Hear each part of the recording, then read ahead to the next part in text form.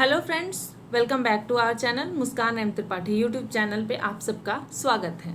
आज हम अपने SCERT कक्षा 6 के इतिहास का दूसरा अध्याय पढ़ेंगे, जिसे हमने कल से शुरू किया है स्कूल क्लास सीरीज के अंतर्गत। देखिए दोस्तों, होता क्या है कि बहुत से ऐसे विद्यार्थी हैं जो SCERT को केवल स्कूल का किताब समझकर छोड़ देते हैं। लेकिन मैं आपको एक बात बता दूं कि BPSC TRE, Bihar SSC, Bihar SI या सीटेट जैसे परीक्षाओं में सीधे SCERT की अवधारणाओं पर आधारित प्रश्न पूछे जाते हैं। इसीलिए इस क्लास को बिल्कुल भी मिस मत कीजिएगा। आइए सबसे पहले हम इसको लाइन बाय लाइन नहीं पढ़ेंगे, इसकी जो इम्पोर्टेंट क्रक्स है वो जानने की कोशिश करेंगे, क्योंकि ये बच्चों का किताब है तो बच्चों की तरीके से लिखा गया है, तो हम अपनी काम की चीज़ें इसमें से निकालेंगे। आगे बढ़ते हैं। ये जो है इसमें सबसे पहले बताने की कोशिश किया गया है कि इतिहास क्या है। देखिए, बच्चों का किताब है तो बच्चों के हिसाब से बनाया गया है, तो इसमें बच्चे जो हैं सोनी और पिंकी आपस में बातचीत करते हैं। सोनी टीवी देखती है और टीवी पर बताया जाता है कि मनुष्य हजारों वर्ष से पृथ्वी पर रह रहा है। अब सोनी जो है उसके मन में एक सवाल चलता है कि हजारों वर्ष पहले क्या हुआ था, यह हमें कैसे पता चलता है। यही सवाल जो है ये हमारे इतिहास का आधार है कि हजारों वर्ष पहले आखिर क्या हुआ था, ये हमें कैसे पता चलता है। अब अगर मैं आपसे पूछूं कि आपने कल क्या खाया था, तो आप तुरंत बता देंगे कि हाँ मैंने ये खाया था, आलू गोभी मटर जो भी खाया था। अगर पूछो कि 5 साल पहले क्या हुआ था, तो शायद आपके माता पिता बता देंगे कि 5 साल पहले क्या हुआ था। लेकिन अगर मैं पूछ लूँ कि 2500 साल पहले बिहार में कौन सा राज्य था, तो इसका उत्तर कौन देगा। यहीं से तो शुरू होता है हमारा इतिहास।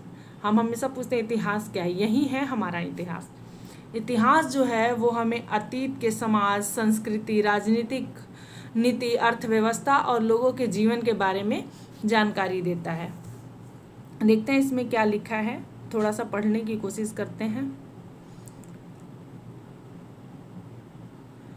देखिए, यहाँ लिखा है कि अतीत से लेकर वर्तमान तक विभिन्न घटनाओं का तिथि क्रम अनुसार अध्ययन एवं विश्लेषण ही इतिहास का विषय है। इस काम में आसानी के लिए इतिहास को कालखंडों में बांटा जाता है। सामान्यतः 3 कालखंड निर्धारित है: प्राचीन, मध्य एवं आधुनिक। किंतु यह ध्यान रखना आवश्यक है कि ऐतिहासिक प्रक्रिया निरंतर चलती रहती है और यह विभाजन इस प्रक्रिया में कहीं भी बाधा नहीं बनती है। तो मैंने क्या कहा था कि अतीत जो है वो हमें समाज, संस्कृति, राजनीति, अर्थव्यवस्था और लोगों के जीवन के बारे में जानकारियाँ देता है। देखिए, इतिहास केवल राजा रानी की कहानी नहीं है, इसमें व्यापारी भी हैं, किसान हैं, महिलाएं हैं, बच्चे हैं, सामान्य लोगों के जीवन का अध्ययन है कि पहले लोग कैसे रहते थे, उनका डेवलपमेंट कैसे हुआ, यहाँ तक जो हमारा समाज पहुँचा है आखिर कैसे यहाँ तक पहुँचा। ये सारी चीज़ें इसके अंतर्गत पढ़ी जाती है, अध्ययन की जाती है। अब एक पॉइंट हमारे लिए यहाँ पे इम्पोर्टेंट है कि इतिहास क्या है। तो अगर पूछता है कि इतिहास क्या है, तो हम बताएंगे कि अतीत का क्रमबद्ध अध्ययन जो है वो इतिहास कहलाता है। अब हमारे लिए एक क्वेश्चन है कि हजारों साल पहले की जो जानकारी है वो हमें कैसे मिलती है, मतलब काल का निर्धारण कैसे होता है। हमने यहाँ पे जान लिया कि काल 3 है: प्राचीन, मध्य और आधुनिक। और किंतु यह ध्यान रखना आवश्यक है कि ऐतिहासिक प्रक्रिया जो निरंतर चलती रहती है और विभाजन इस प्रकार में कहीं भी बाधा नहीं बनता है। प्रत्येक ऐतिहासिक युग की अपनी विशेषता होती है। भारत में प्राचीन काल मानव जाति और आरंभिक क्रियाकलापों से 8वीं शताब्दी के पूर्वार्ध 700 से 750 ईस्वी तक निर्धारित किया जाता है। इसके आरंभिक चरण को पूर्व ऐतिहासिक काल भी कहा जाता है, क्योंकि उस युग में घटनाओं का कोई क्रमबद्ध लिखित इतिहास उपलब्ध नहीं था। तो हम क्या पढ़ रहे थे कि आखिर हमें इसकी जानकारी मिलती कहाँ से है। उस टाइम तो ना कैमरा था, ना मोबाइल था, ना पेपर थे, तो जानकारी मिलती कहाँ से है। तो हमारा जो है इसका कल के क्लास में हमने थोड़ा सा डिस्कस किया था कि ये इतिहासकार के जो स्रोत हैं उनसे हमें उनका उपयोग करके हम ये जानकारियाँ लेते हैं, जैसे अभिलेख, पांडुलिपियाँ, सिक्के, पुरानी इमारतें, औजार या फिर मिट्टी के बर्तन, मूर्तियाँ, खुदाई में मिले जो भी वस्तुएं हैं, इन्हीं स्रोतों के आधार पे जो है वो इतिहास को लिखा जाता है। हमने पढ़ा यहाँ पे इतिहास के काल विभाजन के बारे में कि 3 काल खंडों में हमने बांटा है, क्योंकि हमारा जो इतिहास है वो बहुत ही विशाल है और इसको पढ़ने में आसानी हो इस हिसाब से इतिहासकारों ने इसे 3 कालखंडों में बांट दिया गया है। पहला जो कालखंड है वो है प्राचीन इतिहास। प्राचीन इतिहास पहला कालखंड जो है वो, एक मिनट, वो है प्राचीन इतिहास। दूसरा जो है वो कौन सा इतिहास है, तो वो है मध्य इतिहास। मध्य इतिहास। और तीसरा जो है वो है आधुनिक इतिहास। आधुनिक इतिहास। देखिए, अब हम सबसे पहले जानेंगे कि प्राचीन काल में हम क्या पढ़ते थे। प्राचीन काल में पहले इसमें देख लेते हैं क्या क्या लिखा है, उसके बारे में हम जानेंगे। तो हमने यहाँ लिखा है कि आरंभिक चरण में पूर्व ऐतिहासिक काल भी कहा जाता है, क्योंकि उस युग की घटनाओं का कोई क्रमबद्ध लिखित इतिहास उपलब्ध नहीं है। इस काल में मनुष्य ने आग एवं पहियों का उपयोग सीखा, खेती एवं पशुपालन सीखा और इसी समय गांव एवं कस्बों तथा शहरों का विकास हुआ।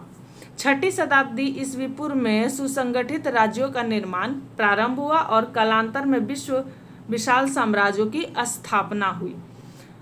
6ठी शताब्दी ईस्वी आते आते तक इन राज्यों का विघटन होने लगा और पुनः छोटे छोटे राज्य अस्तित्व में आने लगे। देखिए, प्राचीन काल में जो है वो हमने इस काल में मानव ने जो है वो आग जलाना सीखा।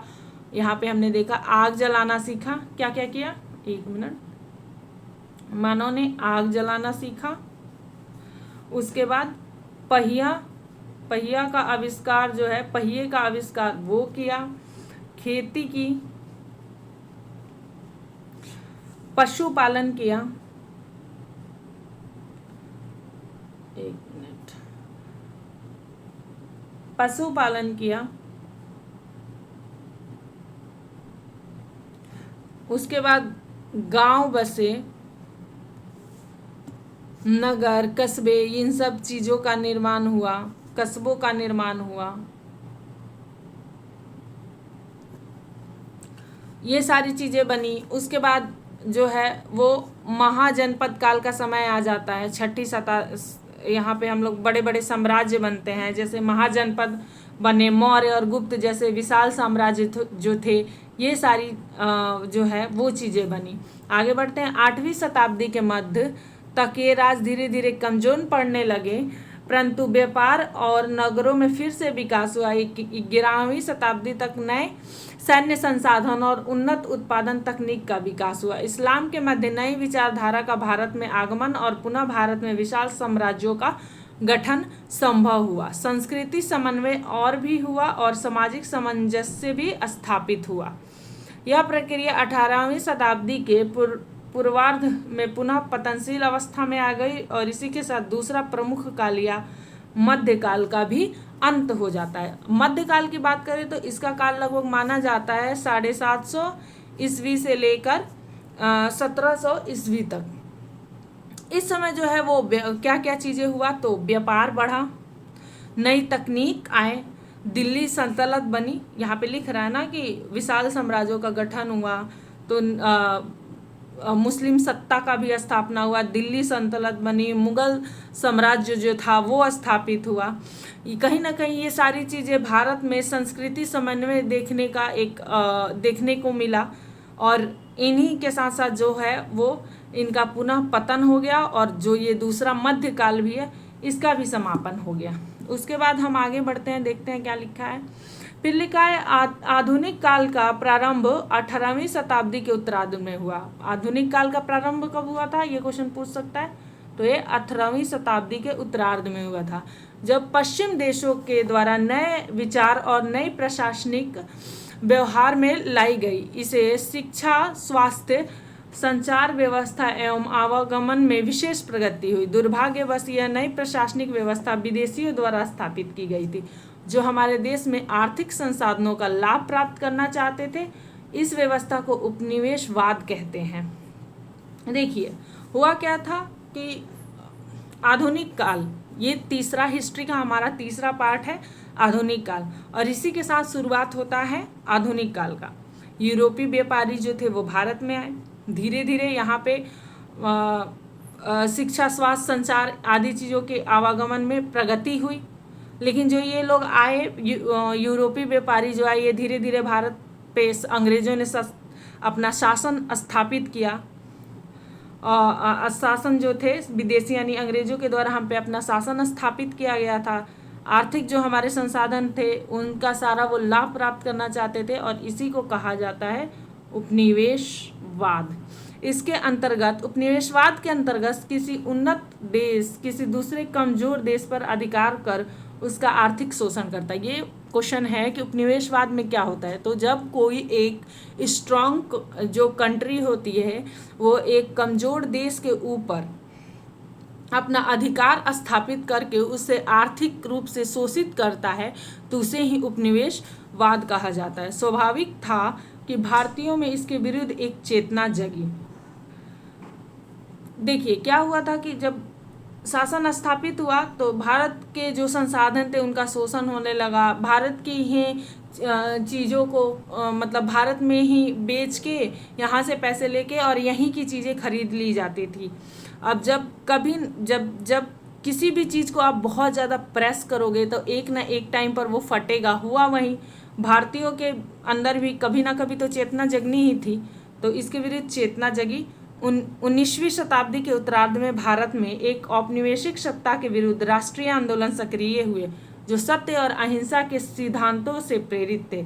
सन 1947 में भारत को आज़ादी मिली और एक नया संविधान बना। इस संविधान के द्वारा जनता को अपने प्रतिनिधियों द्वारा शासन का अधिकार मिला। देखिए जब शासन स्थापित हुआ, बहुत ही ज़्यादा शोषण किया गया, तो भारत के लोगों का भी चेतना जागृत हुआ। इसके विरुद्ध में स्वतंत्रता आंदोलन, जगह जगह पे आंदोलन शुरू हुआ, और फिर ये आंदोलन एक ब्रॉड लेवल पे हुआ। महात्मा गांधी जी ने इस आंदोलन का नेतृत्व किया और 15 अगस्त 1947 को हमारा भारत जो देश है वो आज़ाद हो गया। उसके बाद हमने अपना संविधान बनाया और यहाँ के लोगों को ये शक्ति दी गई उस संविधान के द्वारा कि वो अपनी प्रतिनिधि का चयन करेंगे।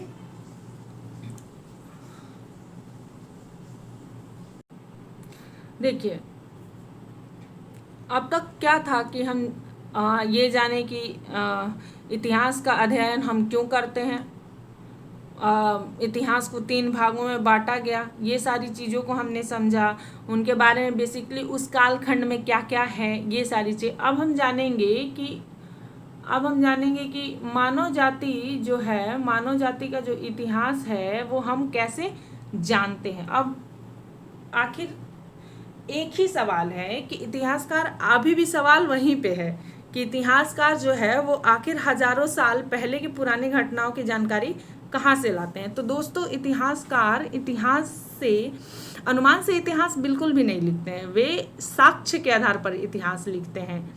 यही कारण है कि इतिहासकार जो है एक वैज्ञानिक विषय, इतिहास को एक वैज्ञानिक विषय भी माना जाता है। इसी वजह से देखिए क्या लिखा है, मानव जाति के इतिहास की जानकारी हमें कई स्रोतों से मिलती है। इसमें एक स्रोत अतीत में लिखी गई पुस्तक है, मतलब हमें बुक्स के थ्रू भी जानकारी मिलती है, अतीत में लिखी गई बुक्स के थ्रू। देखते चलिए, इन पुस्तकों में हम ढूंढ पाते हैं इनमें राजाओं एवं आम लोगों के जीवन, धार्मिक विचार एवं मान्यताएं, औषधीय विज्ञान आदि सभी प्रकार के विषयों की चर्चा मिलती है।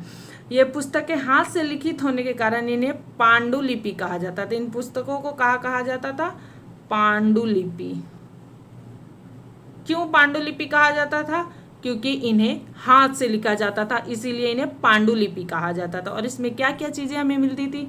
राजाओं के जीवन के बारे में, वहाँ के आम लोगों के जीवन के बारे में, उनकी जो धार्मिक मान्यताएं थी वो उन चीज़ों के बारे में जानकारी। कई बुक से हमें औषधि विज्ञान के बारे में भी जानकारी मिलती है। ये पांडुलिपियाँ प्राय ताड़पत्रों और भोजपत्रों पे लिखी जाती थी। ये क्वेश्चन पूछता, पांडुलिपियां किस पे लिखी जाती थी? तो ताड़पत्रों पे और भोजपत्रों पे पांडुलिपियां लिखी जाती थी। बहुत सी पांडुलिपियां जो है वो नष्ट हो चुकी हैं, कुछ पुस्तकालयों एवं संग्रहालयों में सुरक्षित है। पटना के खुदा बख्श लाइब्रेरी एवं पालीगंज स्थित भरतपुरा के गोपाल नारायण सिंह सार्वजनिक पुस्तकालय में ऐसी अनेक पांडुलिपियां संरक्षित है। संग्रहालय और अन्य संस्थानों में भी आप पांडुलिपि देख सकते हैं। पांडुलिपि देखने के लिए आपको संग्रहालय और अन्य संस्थानों में जाके आप उन्हें देख सकते हैं। खुदा बख्श लाइब्रेरी जो है उसमें अभी भी ये मिलती हैं। इसके अतिरिक्त लिखित स्रोतों में अनेक महाकाव्य, कविताएं एवं नाटक, इनमें से कई संस्कृत भाषा में लिखे गए जबकि अन्य प्राकृतिक तमिल एवं कन्नड़ में लिखे गए हैं। देखिए हमने कल पढ़ा था कि हिस्ट्री का जो उसको मुख्य स्रोत जो है वो दो है, उनको दो भागों में बांटा था हमने, साहित्यिक स्रोत और पुरातात्विक स्रोत। तो ये सारी जो लिखी हुई चीज़ें आती हैं ये सारी साहित्यिक स्रोत में आती है, जिसमें वेद, उपनिषद, रामायण, बौद्ध, जैन के जो ग्रंथ है वो, विदेशी यात्रियों के जो वृत्तांत है वो, महाभारत, पांडुलिपि जो हमने अभी पांडुलिपि के बारे में पढ़ा वो सारी चीज़ें, और भी बहुत सारी महाकाव्य हैं, कविताएँ हैं, नाटक हैं, इन जो मिलती हैं ये सारी हमारे साहित्यिक स्रोत के अंतर्गत आती हैं। आगे देखते हैं, हम अतीत की जानकारी अभिलेखों से भी प्राप्त करें। दूसरा स्रोत आप लोगों को याद होना चाहिए, कल मैंने बताया था दूसरा स्रोत जो था वो पुरातात्विक स्रोत था। पुरातात्विक स्रोत, और पुरातात्विक स्रोत के अंतर्गत ही हमने पढ़ा था अभिलेखों के बारे में। अभिलेख पत्थर तथा धातु के सतहों पर नुकीले औजारों द्वारा उत्कीर्ण किए जाते हैं। अभिलेख किस पे लिखे जाते थे? पत्थर अथवा धातु पे लिखे जाते थे। इन अभिलेखों में राजाओं तथा अन्य महत्वपूर्ण लोगों के आदेश और उपलब्धियां वर्णित होती हैं। इन्हें वैसी जगह पर लगाया जाता था जहां अधिक से अधिक लोग जाते हो, ताकि अधिक से अधिक लोग उसे देख सके और उन्हें लिखित आदेशों का पालन कर सके। अब कोई राजा को कोई आदेश छपवाना होता था तो वो पत्थर पे उसे लिखवा के और लगवा देता था, तो वो हो गया अभिलेख। और वो ऐसी जगह पे लगाया जाता था जहां बहुत सारे लोग देख सके और उसके जो आदेश हैं उसका पालन कर सके। इसके अतिरिक्त अतीत में बनाई गई एवं इस्तेमाल की गई वस्तुओं के माध्यम से, हमने कल पढ़ा था पुरातात्विक स्रोत के अंतर्गत, वस्तुओं के माध्यम से हम अतीत की जानकारी प्राप्त करने में सफल होते हैं। ऐसी वस्तुओं के अंतर्गत पत्थर, ईंट से बनी इमारतों के अवशेष, औजार, हथियार, बर्तन, आभूषण, मूर्तियां, चित्र एवं सिक्के आदि आते हैं। देखिए जब वैज्ञानिक जो है वो खुदाई करते हैं तो उन्हें बहुत सारी वस्तुएं मिली हैं, जैसे कहीं से मिट्टी के बर्तन मिले, ईंट मिली है, मूर्तियां मिली हैं, हथियार मिले हैं, आभूषण मिले हैं, हड्डियां, अवशेष मिले हैं। इनसे क्या होता है? इनसे हमें उस समय के लोगों के जीवन, रहन सहन और संस्कृति की जानकारी मिलती है कि आखिर जो जमीन के अंदर से जो खुदाई के बाद जो अवशेष प्राप्त हुए वो आखिर वहाँ के रहन सहन के बारे में उससे पता लगाते हैं। और जो इसका अध्ययन करते हैं उस व्यक्ति को पुरातत्वविद कहा जाता है, जो इन सारी चीज़ों का अध्ययन करते हैं। पुरातात्विक वस्तुओं में जानवरों, पक्षियों, मछलियों की हड्डियां भी मिलती है, जिससे अनुमान लगाया जाता है कि अतीत में किस प्रकार के जीव जंतु के बारे में, ऐसा नहीं है सिर्फ लोगों के बारे में, किस प्रकार के जीव जंतु पाए जाते थे। अनाज एवं कपड़ों का जो अवशेष प्राप्त हुआ, इससे पता चलता था कि वहाँ के लोगों का जो खान पान था वो कौन सा अनाज था और लोग किस प्रकार के खान पान करते थे या क्या कपड़े पहनते थे। ये सारी चीज़ें जो हैं इसके अंतर्गत हम अध्ययन करके जानकारी प्राप्त करते हैं। यहाँ पे बॉक्स में ये इम्पोर्टेंट किया, इसे याद करिएगा आप लोग। डॉक्टर स्पूनर ने पटना के कुमरान नामक स्थान में खुदाई कर चंद्रगुप्त मौर्य के राजमहल के स्तंभ निकाले। इस स्तंभ में सोने के बैलों के टुकड़े प्राप्त हुए। इसे मगध साम्राज्य की समृद्धि एवं भव्यता पर प्रकाश डालता है। इस तरह पांडुलिपि, अभिलेख, शिल्प के पुरातत्व आदि जो चीज़ें हैं, इनके स्रोतों के आधार पर पुरातत्वविद और इतिहासकार हमें अतीत का अध्ययन करके और इन्हीं स्रोतों के माध्यम से वो अतीत की व्याख्या करते हैं और हमें बताते हैं कि आखिर कैसा क्या था पहले। आगे देखते हैं। पहले के ज़माने में क्या होता था कि शासकों के द्वारा सिक्के चलाए जाते थे और ये सिक्के जो होते थे उन पे राजकीय चिन्ह, धार्मिक चिन्ह या कोई लिपि अंकित होती थी। और आप लोगों को पता होगा सिक्कों के अध्ययन को मुद्रा शास्त्र कहा जाता है। सिक्कों के अध्ययन को जो है वो मुद्रा शास्त्र कहा जाता है। जो खुदाई जब की जाती है तो जो वस्तुएं मिलते हैं उनके विश्लेषण का, समय का निर्धारण करना बहुत ही महत्वपूर्ण होता है। तभी तो हमें पता चलेगा कि आखिर ये कौन से काल का वस्तु है। वैसे समय का निर्धारण के बहुत सारी विधियां हैं, लेकिन जो प्रचलित विधि है वो रेडियो कार्बन विधि या कार्बन 14 पद्धति उसे कहा जाता है। अब हम थोड़ा सा जान लेंगे कि रेडियो कार्बन विधि क्या होता है। तो रेडियो कार्बन विधि जो होता है इसके द्वारा जो है वो भौतिक शास्त्री जो होते हैं वो तिथि निर्धारण का काम करते हैं।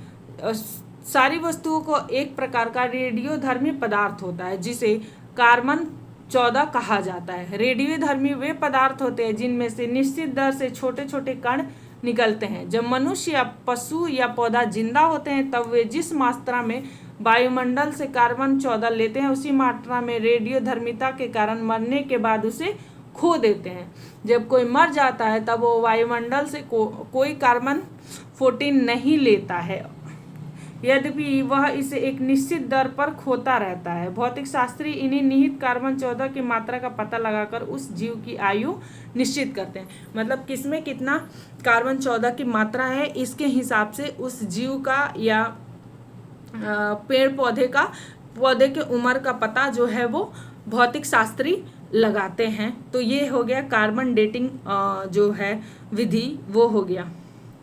अब हम जानेंगे कि तिथियों का मतलब यहाँ पे क्या है। अब बात करते हैं तिथियों की।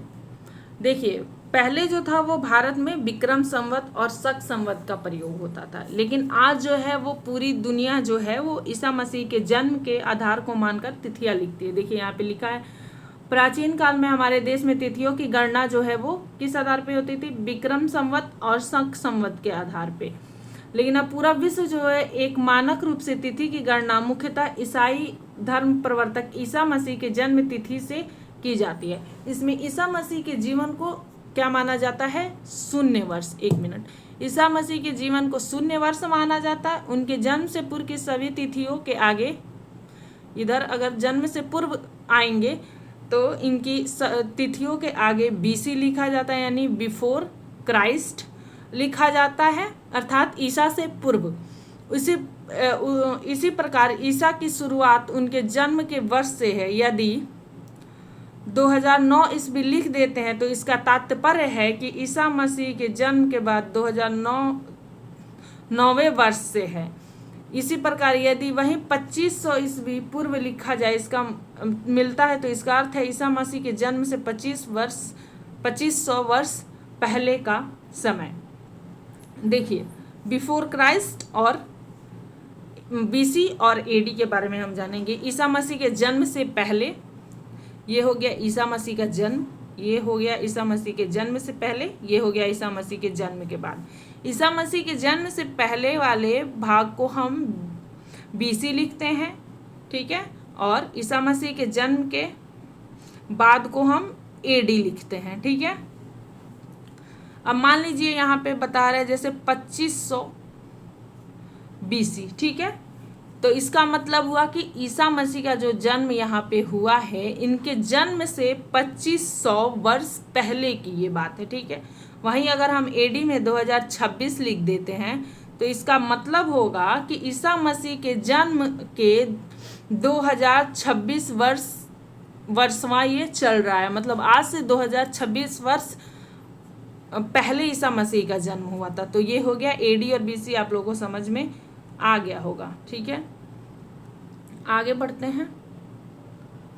यहाँ पे जैसे लिखा है, ये हो गया ईसा मसीह का जन्म और ये हो गया AD और ये हो गया आपका BC। अब हम जानेंगे भौगोलिक पृष्ठभूमि के बारे में। भौगोलिक पृष्ठभूमि के बारे में देखिए, जब हम इतिहास को समझते हैं तो इसके लिए भारत के भूगोल को भी जानना जरूरी है। देखिए भारत का जो भूगोल है उसको मुख्यतः 4 भागों में बांटा जाता है। यहाँ पे लिखा है कि सर्वप्रथम उसकी भौगोलिक जानकारी आवश्यक है। भौगोलिक दृष्टि से 4 भागों में बांटा जाता है। पहला भाग क्या है? उत्तर के पर्वतीय प्रदेश, ठीक है। ये प्रदेश जो है, उत्तर का पर्वतीय प्रदेश जो है, यह हिमालय का जो क्षेत्र है, मतलब ये भारत हो गया, ये भारत हो गया, ये हमारा हो गया ईस्ट वेस्ट, ये हो गया हमारा ईस्ट वेस्ट नॉर्थ साउथ। तो ये वाला जो ये हिमालय वाला जो क्षेत्र है, जिसमें कश्मीर, कांगड़ा, कुमायूं, सिक्किम जैसे जो क्षेत्र आते हैं और उनको रखा जाता है। हिमालय जो है वो क्या है? भारत का एक प्रकार से सुरक्षा करता है। देखिए, तराई के जंगलों से प्रारंभ होकर हिमालय के शिखर तक फैले हुए, जिसमें कश्मीर, कांगड़ा, हुमायूं और सिक्किम के प्रदेश शामिल है। दूसरा जो क्षेत्र है वो है उत्तरी मैदान, जो उपजाऊ भूमि और सर्वाधिक पैदावार के लिए प्रसिद्ध है। इसमें गंगा, यमुना और सहायक नदियों से सिंचाई का काम होता है। यह देश का सर्वाधिक उपजाऊ क्षेत्र होता है और यहाँ सबसे ज्यादा कृषि का सर्वाधिक विकास यहीं पे हुआ है। तीसरा जो हमारा है वो है दक्षिण के पठार, और दक्षिण का जो पठार है, इस दक्षिण के पठार के अंतर्गत जो है वो नर्मदा, तापी, ये सारी नदियां बहती हैं। विंध्य और सतपुड़ा पर्वत उत्तर और दक्षिण भारत के बीच जो है वो प्राकृतिक विभाजक का कार्य करता है।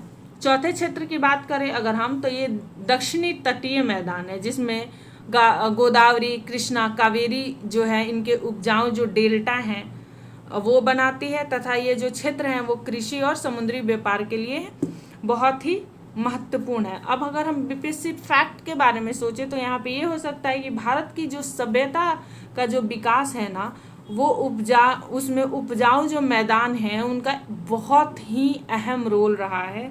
भारत के जो सभ्यता हैं उनके विकास में इनके उपजाऊ मैदानों का जो है वो बहुत ही अहम रोल रहा है।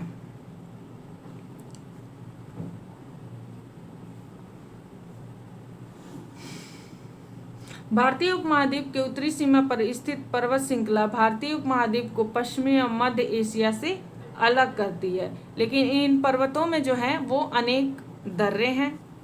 भारत जो है वो भारत का जो उत्तर पश्चिमी जो भाग है ना, उसमें कई दर्रे हैं, जैसे खैबर दर्रा, यहाँ पे जैसे खैबर, बोलन, गोमल, ये सारी दर्रे हैं। और इनसे होता क्या था, अब हम दर्रा क्यों पढ़ रहे हैं, क्योंकि दर्रा जो है वो इतिहास के लिए बहुत इम्पोर्टेंट है। इन्हीं रास्तों से जो है वो व्यापारी, यात्री या कोई भी विदेशी जो शासक थे वो भारत आया करते थे। भारत और अफगानिस्तान का जो संपर्क था, अफगानिस्तान तथा ईरान से जो संपर्क बना था ना, वो इन्हीं दर्रों के बीच में। अब आप पूछेंगे दर्रा क्या होता है? दर्रा जो होता है वो पहाड़ियों के बीच में एक पतला सा रास्ता होता है। भारतीय उपमहाद्वीप को उत्तरी पश्चिमी क्षेत्र में मेहरगढ़ जैसे स्थान है, जहां लगभग 6000 ईसा पूर्व लोगों ने सबसे पहले गेहूं और जौ जैसी फसलों को उपजाना शुरू किया। मोस्ट इंपॉर्टेंट क्वेश्चन है, मेहरगढ़ में सबसे पहले गेहूं और जौ जैसी फसलों का उपजाना आरंभ किया, और यहीं से कृषि और पशुपालन के जो है वो प्रमाण मिलते हैं। भेड़, बकरी तथा गाय, बैल जैसे पशुओं को पालतू बनाना शुरू किया गया। तो ये कहाँ किया गया था? मेहरगढ़ से। अब इसके बाद बात करें तो सिंधु नदी के किनारे जो है वो महान सिंधु सभ्यता का विकास हुआ था, और उत्तर पूर्व में गारो, खासी, जयंतिया और मिजो की जो पहाड़ियां हैं वो स्थित थी, जो आदि मानव समूह की पहचान है।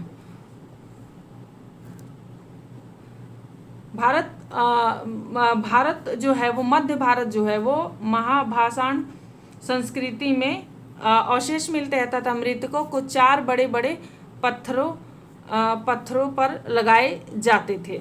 मतलब जहाँ उनको दफनाया जाता था ना, उनके चारों तरफ 4 बड़े बड़े पत्थर जो है वो गाड़ दिए जाते थे। इसके प्रमाण मिलते हैं हमें।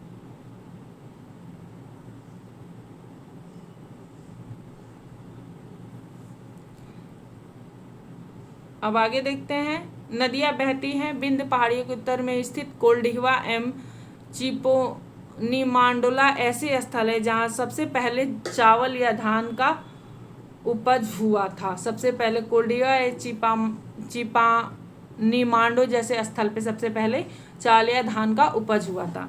उत्तर भारत में बहने वाली नदियों में दक्षिण का क्षेत्र, प्राचीन में दक्षिण का जो क्षेत्र है वो मगध के नाम से जाना जाता था। यहाँ के जो शासक थे वो बहुत शक्तिशाली थे और उन्होंने एक विशाल साम्राज्य की स्थापना की थी।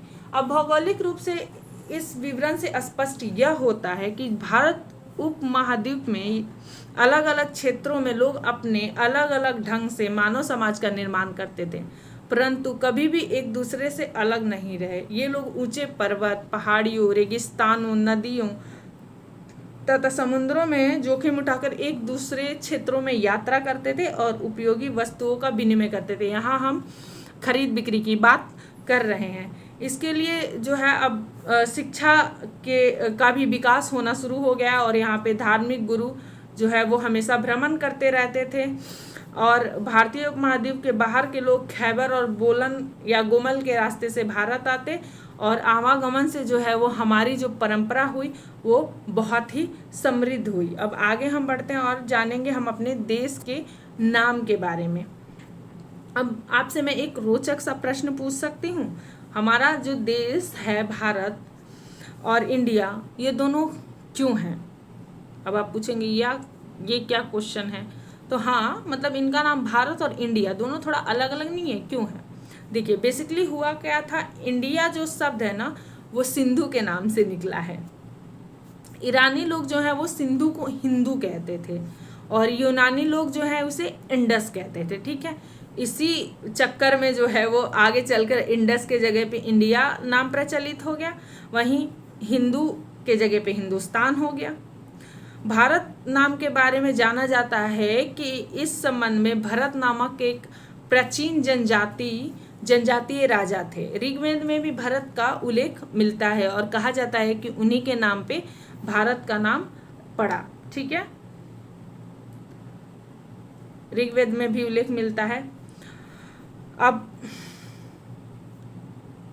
अब आगे देखते हैं। अतः साक्ष्य स्रोतों के आधार पर प्राचीन भारत के इतिहास को आगे के अब हमारा आई थिंक सो चैप्टर ये खत्म हो गया है। ठीक है, यहाँ पे कुछ MCQ हैं, उन्हें हम जब MCQ करेंगे तब करेंगे। तो एग्जाम पॉइंटर से इस स्लाइड के कुछ क्वेश्चन है कि इंडिया जो शब्द की उत्पत्ति हुई है वो इंडस नदी से हुई है। भरत शब्द जो है वो भरत जनजाति जो उनके राजा थे उनसे संबंधित है और आर्टिकल 1 में इंडिया दैट इज भारत ये लिखा गया है। तो एक फाइनल रिवीजन करते हैं। इतिहास को जानने का स्रोत कितना है? 2, साहित्यिक और पुरातात्विक। कार्बन डेटिंग क्या होता है? कार्बन डेटिंग जो पद्धति होती है उसे हम जानते हैं कि कितने साल पुरानी चीज़ें हैं और कार्बन 14 के से हम तिथियों का निर्धारण करते हैं। BC और AD का अर्थ, BC का अर्थ ईसा के जन्म से पहले और AD का अर्थ ईसा के जन्म के बाद। कौन कौन से दर्रे के बारे में हमने बात किया था यहाँ पे? खैबर, बोलन और गोमल दर्रे के बारे में। मेहरगढ़ और सिंधु सभ्यता के हमने बारे में बात किया था।